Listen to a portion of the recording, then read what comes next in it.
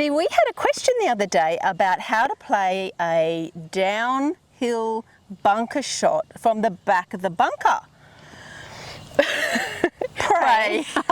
Yeah, exactly. It's probably one of the toughest golf shots you can play downhill. It really is. Because it's generally also not only downhill, but you've probably got the lip at the back as well. Yeah, exactly. So we've put the ball down here, which we're going to try and play that one. It's not super downhill. We couldn't find a great situation, but it's a little bit downhill. Yeah. So we'll talk you through what's important. And to me, there's a couple of things that make the biggest difference when you're playing off any downhill lie, actually. Absolutely. When we go this way, takes the loft off the club, doesn't it? So what do we do? We've got to take a club that has more loft to start with. Add it back in. Yeah, add it exactly. back in. So if you're normally playing your bunker shots with your normal sandwich, which is like 54 to 56, you might try and go to a lob wedge. If you've got one. If you've got one. What happens if you don't have one? What would you suggest we do then? Yes. Just open it a little bit.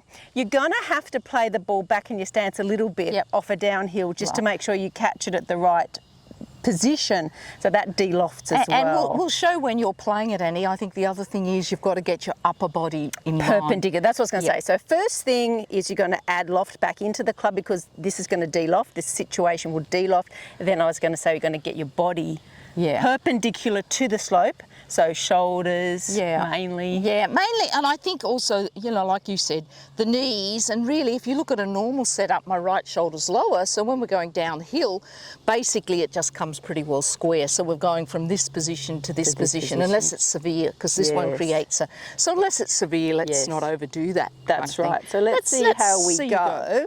So we're going to use our two main things. We've the most loft we happen to have with us at the moment is a 56. We don't have a 60, so we're going to make the most of that.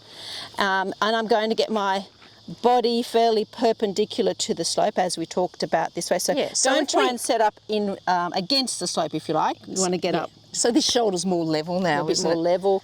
I would suggest moving your ball back a little bit when you're on a downslope, as little as you possibly can, though. You know, if that makes sense. And Denise is talking about just opening the club face a little bit. That'll help add a bit of loft. Like open it, then take your grip. Exactly. Open it, then grip it.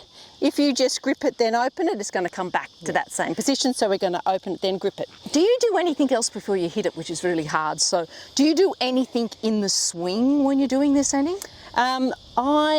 What would I do? I'm just trying to think. I would probably just try and play with the slope. No. I'd try and play with the slope as best I could, and I'd be trying to be positive. Not be afraid of, it might run a bit further, mightn't it? So we might have to allow for that if we possibly can. Yeah, because I know with my advanced players, the more elite, I kind of get them to feel a little bit, I wouldn't recommend this for the higher handicapper, but I get them to feel like the club's returning to this position. I don't want too much forward lean, if that makes sense to you. So it's more, so I try to get it to come back, to flip behind it. Yeah, like that. That's what I do. But you do what you do, Annie. All right. Well, we'll see how we go. It's really such a difficult shot, isn't it, Dee? If you just can get it out. Then you're happy, aren't you? Out in two putts. So I'm going to open my club just a little bit, just to help add a bit of loft. I'm trying to work with the slope. I'm going to be positive, and if it lands and runs a bit and ends up at the back of the green, well, great. All right, let's hope for the best here. Beautiful. And you could hear that bounce. Annie, you did that beautiful movement through the ball then. You did that really nicely. Thank you. So may I just say what Annie, can I show Annie? Of course. What Annie did was just superb. I'll get out of the way here. What Annie didn't do, which I see some people doing, they're kind of digging in like that. You heard the bounce. So Annie did all her setup beautifully. And then she just stayed steady over it and let this happen. So she kind of got this feeling here happening, which you just did beautifully. So allowing the club to do the work. Yeah. It's almost that feeling. It's for the elite. It's like almost the feeling, we wouldn't want it for a normal shot, that you're letting that club head go past rather than lean forward. For the more elite, but you did it because you are elite. But you can overdo that too, Dee, can't you? Exactly. You can scoop. Well, that's another thing you really don't want to is try and scoop it up. Yeah, you don't want to scoop it up. That's like the worst thing you can do. Yeah. So I would just try and splash down into the sand, try and let the club do it for you. There's loads of loft there.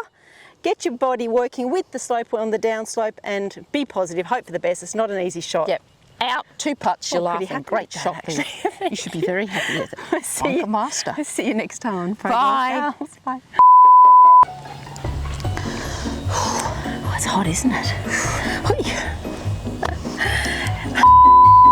use the bounce. I'll rake It's the like bunker. very good.